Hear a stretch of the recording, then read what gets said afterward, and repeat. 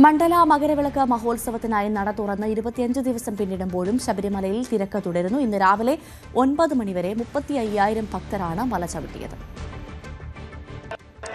തദ്ദേശ തെരഞ്ഞെടുപ്പ് അവസാനിച്ചതോടുകൂടി ശബരിമലയിൽ തിരക്ക് വർദ്ധിച്ചിരിക്കുകയാണ്. ഇന്ന് രാവിലെ മാത്രം 30,000-ലധികം ഭക്തരാണ് മല ചവിട്ടിയിട്ടുള്ളത്.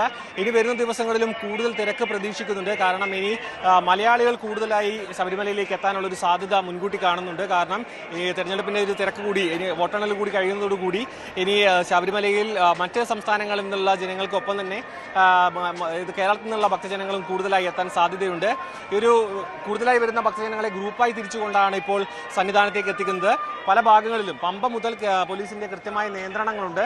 ആ നിയന്ത്രണങ്ങൾ പാലിച്ചുകൊണ്ടാണ് ഇപ്പോൾ ഗ്രൂപ്പുകളായി തിരിച്ചുകൊണ്ട് സന്നിധാനത്തേക്ക് ഭക്തജനങ്ങളെ കയറ്റിവിടുന്നത്. വരുന്ന ഓരോ ഭക്തനും സുഗമമായി അയ്യനെ ദർശിക്കാനുള്ള ഒരു സൗകര്യം ഒരുക്കിക്കൊണ്ടാണ് ഇപ്പോൾ കാര്യങ്ങൾ മുന്നോട്ട് പോകുന്നത്. വെർച്വൽ ക്യൂവിന്റെ ബുക്ക് ശബരിമല മണ്ഡല പൂജയുടെ ഭാഗമായിട്ടുള്ള 26, 27 തീയതികളുള്ള വെർച്വൽ ക്യൂ ബുക്കിംഗ് ആരംഭിച്ചിട്ടുണ്ട്. കഴിഞ്ഞ ദിവസം 5 മണിക്കാണ് വെർച്വൽ ക്യൂ ബുക്കിംഗ് ആരംഭിച്ചത്. ഭക്തർക്ക് ഇതുവഴി വെർച്വൽ ക്യൂ ബുക്കിംഗ് ഇപ്പോൾ സൈറ്റ് വഴി, അതായത് ഈ ഒരു ശബരിമലയുമായി ബന്ധപ്പെട്ട സൈറ്റ് വഴി ഇത് ബുക്ക് ചെയ്യാനുള്ളൊരു സൗകര്യം ഏർപ്പെടുത്തിയിട്ടുണ്ട്.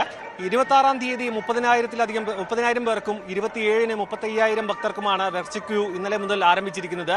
ഈ മണ്ഡലപൂജയുമായി ബന്ധപ്പെട്ട് തിരക്ക് നിയന്ത്രിക്കാൻ വേണ്ടിയിട്ടാണ് ഇപ്പോൾ വെർച്വൽ ക്യൂവിൽ നിയന്ത്രണങ്ങൾ ഏർപ്പെടുത്തിയിരിക്കുന്നത്.